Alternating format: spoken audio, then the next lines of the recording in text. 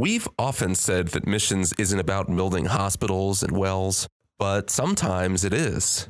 In Numbers, we learn about over 8,000 men who were caretakers of the tent of meeting. Maintenance people show up in the scriptures. David's plan for the temple in First Chronicles. In Amos, we see the use in the descriptor of a plumb line. And you can fast forward all the way to Revelation, and John describes what the new heaven and new earth will look like. So design is a huge part of the scriptures that sometimes we overlook and forget about. Tim Hunsicker explains why brick and mortar matter on today's show. But first, if you're a regular listener to this show, we wanted to say thank you. Without the Lord's help and without you, we wouldn't still be doing this. But we also want you to know that this show wouldn't exist if it weren't for ABWE International and ABWE missionaries like Justin, who's a missionary in a Muslim country in Asia. So let me tell you about him. One day, he was wandering a crowded street doing street evangelism. He'd been doing it every morning for 9 months with no results. He was discouraged. He sat down at an outdoor coffee shop. Local men crowded the table, fraternizing before the start of the workday. Justin tried to start a spiritual conversation with the Muslim man seated next to him, and the man, disinterested, walked off. But before Justin could even process the rejection, he heard a voice speaking to him in broken English. The voice said, "You said sins forgiven. How?" It was another Muslim man who had been sitting next to him who was listening silently the whole time. Justin, knowing the dangers of doing evangelism openly in this country, started to whisper to him about Jesus. They crept closer and closer until they were inches apart. They were looking around for danger the whole time. Justin whispered the gospel into this man's ear, and the man grabbed him by the shoulders, pushed him back, and said, "Many of us want to know this message, but we're not allowed to ask." That's what life is like in a country where evangelism is illegal, and more than 130 ABWE workers like Justin are serving in places like this. Every gift to ABWE's Global Gospel Fund goes to critical staffing, support, training, and services to advance the gospel to the lost and unreached through faithful workers like Justin. So learn more and become a partner with ABWE at abwe.org/partner. That's abwe.org/partner.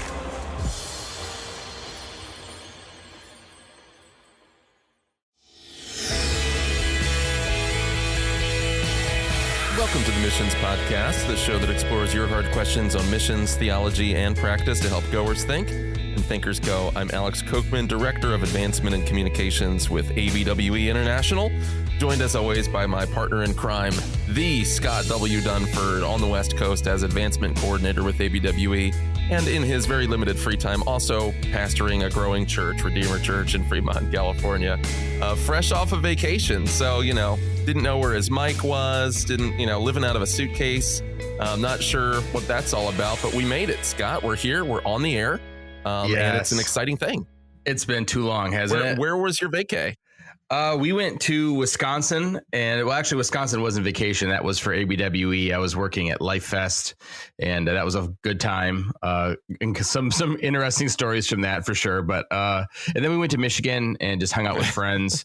So we had a good time. And I'm also recovering, as you know, Alex. I'm a hardcore Milwaukee Bucks fan, and so I'm still basking in the glory of that championship. Yes, it's awesome, but not as good, not as important as missions. And this is obviously something I'm excited to talk about today. It's good to get back in the saddle and get back to what we love to do. Yeah, here's the other thing. We had planned on doing something big and pulling out all the stops for like our 200th episode. And then you know what we did? We went off to Minneapolis and recorded like 15 episodes in a row and came back and just sailed right past that 200 episode marker. So I think we're on episode 206 right now. So anyway, that's kind of cool. We've been doing this a while. Well, here for number 206 is someone that we're excited to introduce to you, a mutual friend. There's a lot of ABWE missionaries and staff that listen to this show, and of course, people outside of our particular mission organization. But Tim Hunsicker, who we're going to talk to today, is a member of that ABWE family, overseeing one of the more unique ministry emphases of the organization. So, Tim, I'll let you introduce yourself for a second. Just tell us who you are and what you're doing with ABWE. Sure. Yeah. I'm Tim Hunsicker. I'm an architect by training and was called into ministry. I wasn't sure as an architect how I could ever be used in missions or ministry because I didn't have a Bible degree or any training like that. And through a friend of our family, we discovered ABWE and this little group inside of it called the Project Office. And just a group where they utilize architects, engineers, and constructors to carry out the gospel. And it was just an amazing opportunity that we saw in front of us. So here's the funny thing, and this is how I kind of want to set you up, Tim. So I'm going to set it and you spike it. Deal? We talk often about missiology on the show from the context of, well, missions is always gospel proclamation. It's always church planting. It's always wanting to strengthen churches and national leaders, right? We talk about that central missionary task a lot. I think we've probably said a dozen times or more in those 206 episodes that missions is not just going somewhere and building, a well, a school, those types of things. It's easy to work with kind of caricatures there in what some other nonprofits and humanitarian organizations do. And then lo and behold, here's ABWE. And what are we doing? We've got a project office. We're building hospitals. We're doing all this sorts of stuff. So why does that matter for missions? Are we just talking out of both sides of our mouth, or is there more to it than that, Tim? No, that is a great question. And as we were joining ABWE, I wanted to do some research about, well, what's the biblical basis for even being an artist or in the arts or design or construction. And, the scriptures are absolutely filled with reasons and examples of where this takes place. And we see it initially in Genesis 1, God created, so we see very quickly we're created in his image. We're creative beings. So being creative is very natural with being a believer. And we see more examples beyond that. That's the one that always strikes me. But in Genesis 6, Noah is instructed on how to build an ark, something that no one has ever seen before and had no clue what it was about. And yet he received very specific design instructions from God. In Exodus, we see instructions on how the Ark of the Covenant was built, very explicit and detailed instructions on it and the materials that were going to be used.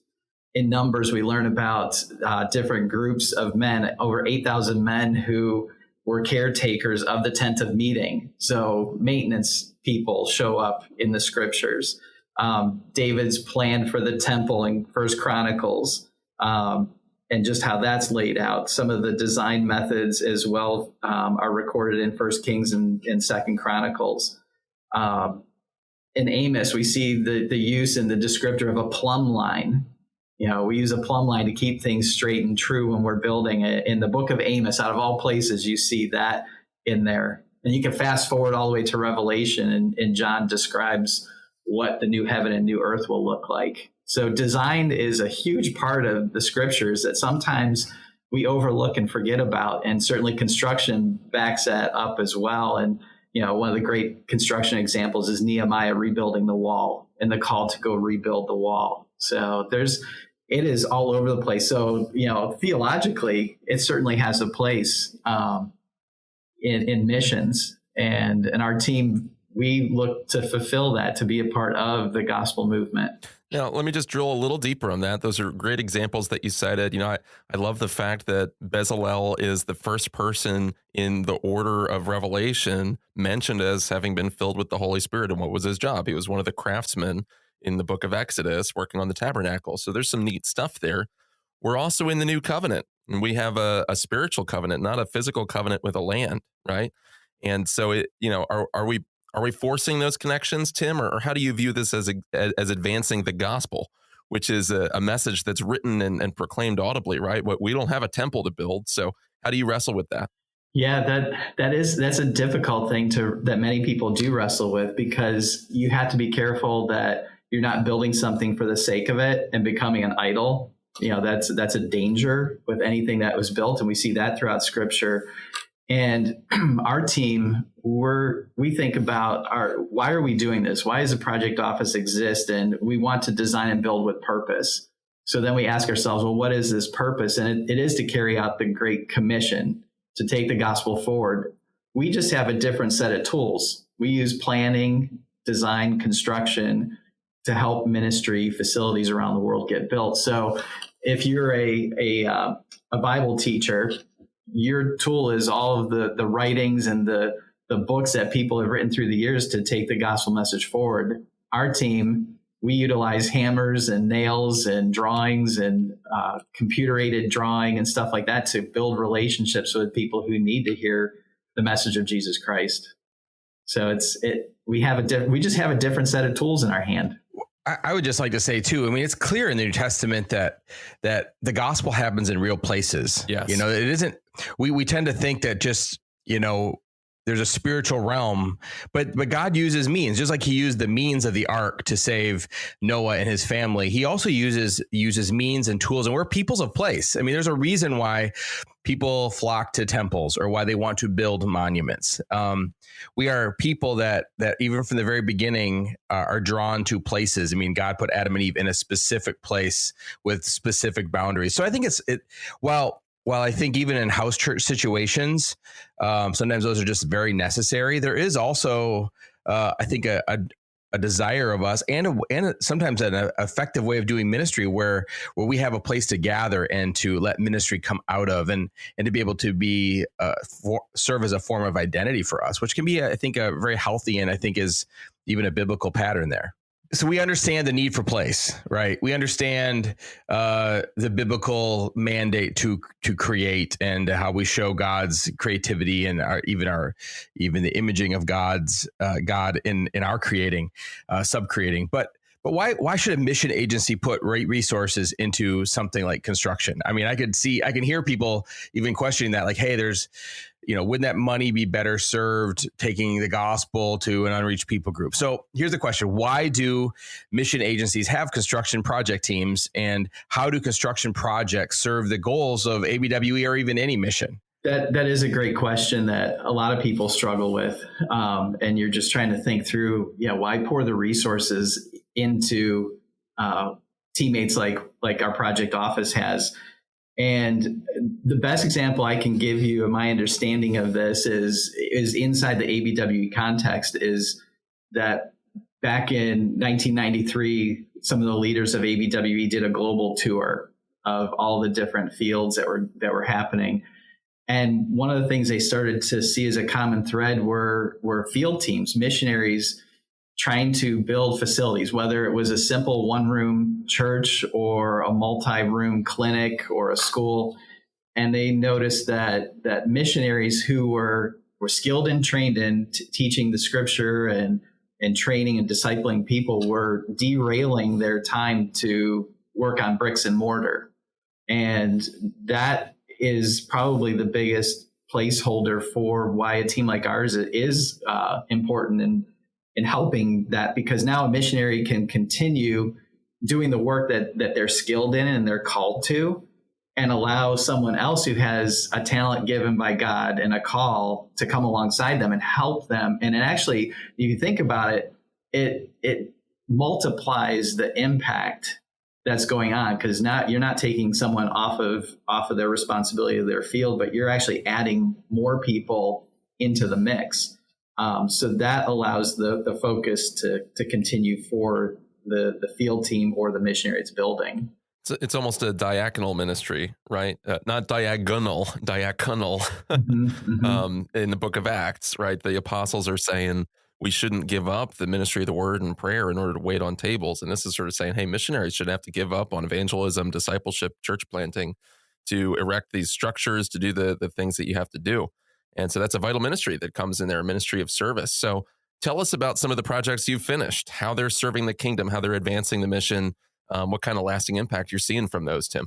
Yeah, there are hundreds of projects within the ABWE world. I have there's a few that come to mind. One that has a particular fondness in my heart is a school in the Balkans, and I'm not going to mention their name and everything just because of security purposes, but it's a place I've been to 16 times, being with ABWE for 9 years. So I've spent some time going there and getting to know people, but it's a K through 12 school, and it was birthed out of a missionary's idea of how can I reach the community that I'm called to, and seeing that education was a big part of it. So a small after-school program was initially started just to test the waters and begin building some relationships and see if this is a way to go. Once those were tested, then the idea was, okay, we could do a K through 12 school that would serve well and become a platform for springboarding from. So right now, the school is in its final phases of construction. It's doing the sports fields and stuff like that, but sitting on this piece of property is a school that has 27 classrooms, has a full music, arts, science. It's got everything that a child could ever want for education. It's an English speaking school, so kids are being trained in English so they test better for university training. But one of the things that is near and dear to my heart on this is that they're training the students to be leaders in their country, and the leadership training comes from biblical principles. Now, while they're in a predominantly Muslim area, they're not necessarily overtly sharing the gospel through the scriptures, but they're using the biblical principles to create the conversations to be able to have those further biblical connections. And they've had 26 graduates already since 2015. They have 193 students right now, with more students to come. So this facility is going to allow this field team to really have a huge impact on not just a city, but an entire country eventually.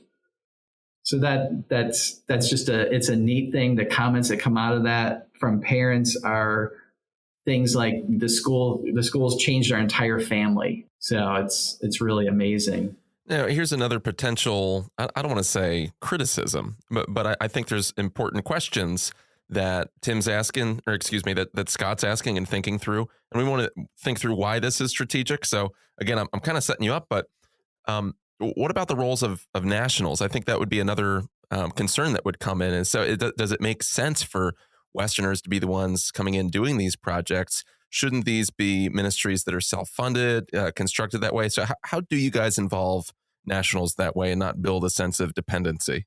Right. Well, on the school that I was talking about, we worked with national architects and engineers from the very beginning, because the country is in a developed part of the world. So there were licensing and permitting, and there were things that were required of the country, of the local municipality. So we couldn't go in and just take over. So we had to work with the nationals, and it was a huge learning curve because we don't want to go in and impose our North American standards into whether it's this location or a third world or a developing country, because there are things that you need to do and learn from them sustainability wise and build relationships as well. And it offered us, our team, a door to professionals in that country that the field team there didn't have access to actually begin to have those redemptive conversations with. So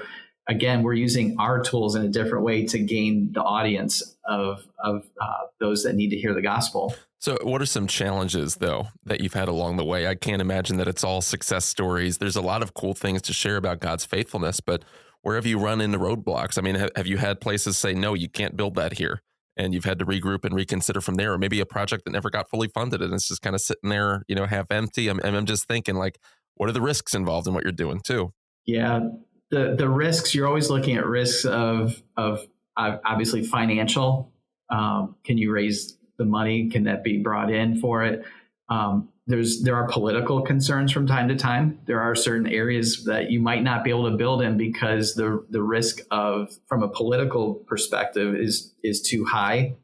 Or if you invest all this money in a very volatile location, that's questionable. You begin to question yourself on stewardship with that. And sometimes a risk is manpower. Will the workers complete the jobs? Sure. And so there are some risks there, obviously.